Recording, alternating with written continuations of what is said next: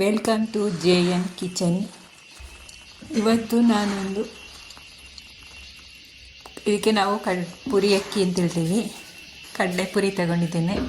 ಇದರಲ್ಲಿ ಒಂದು ರೆಸಿಪಿ ಮಾಡಿ ತೋರಿಸ್ತಾ ಇದ್ದೇನೆ.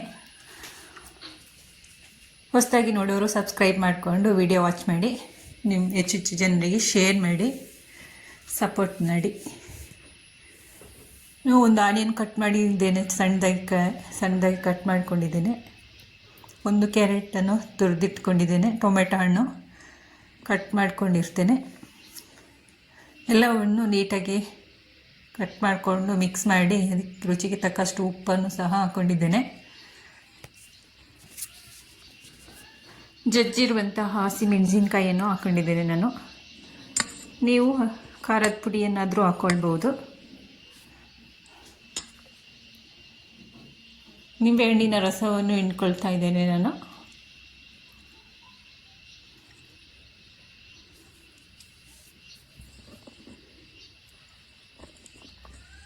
ಎಲ್ಲವನ್ನು ಕೈಯಲ್ಲೇ ನೀಟಾಗಿ ಮಿಕ್ಸ್ ಮಾಡಿಕೊಳ್ಬೇಕು. ಈ ರೀತಿ ರೆಸಿಪಿ ಮಾಡಿದ್ರೆ ನೀವು ಒಮ್ಮೆ ಮನೆಯಲ್ಲೇ ಟ್ರೈ ಮಾಡಿ.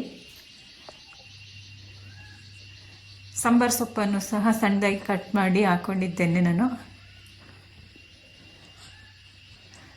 ತುಂಬ ಸ್ವೀಟ್ ಆ್ಯಂಡ್ ಸಿಂಪಲ್ ಆಗಿದ್ದ ರೆಸಿಪಿ ಇದು, ಎಲ್ಲರಿಗೂ ಇಷ್ಟ ಆಗುತ್ತೆ.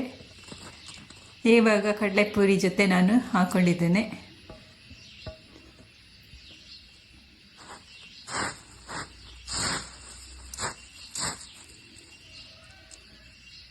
ಎಲ್ಲವನ್ನು ನೀಟಾಗಿ ಮಿಕ್ಸ್ ಮಾಡಬೇಕು. ಬಿಸಿ ಮಾಡಿರುವಂತಹ 1 ಚಮಚ ಎಣ್ಣೆಯನ್ನು ಹಾಕ್ಕೊಂಡಿದ್ದೇನೆ ನಾನು. ಇದಕ್ಕೆ ನಾನು ಕರಿಬೇವಿನ ಎಲೆಯನ್ನು ಸಹ ಹಾಕ್ಕೊಂಡಿರ್ತೇನೆ, ಅದನ್ನು ಇದಕ್ಕೆ ಆ್ಯಡ್ ಮಾಡ್ತಾ ಇದ್ದೇನೆ.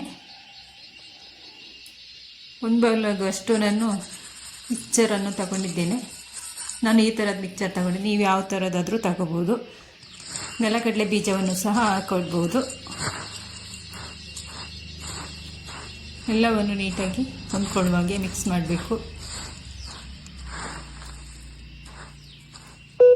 ಟೀ ಕಾಫಿ ಜೊತೆ ಸ್ನ್ಯಾಕ್ಸ್ ಆಗಿ ತಿನ್ಬೋದು. ಫೈನಲಿ ಈ ರೀತಿ ರೆಡಿಯಾಗಿದೆ ನಮ್ಮದು ಕಡಲೆಪುರಿ mixture snacks. Thank you for watching. ಎಲ್ಲರಿಗೂ ಬಾಯ್.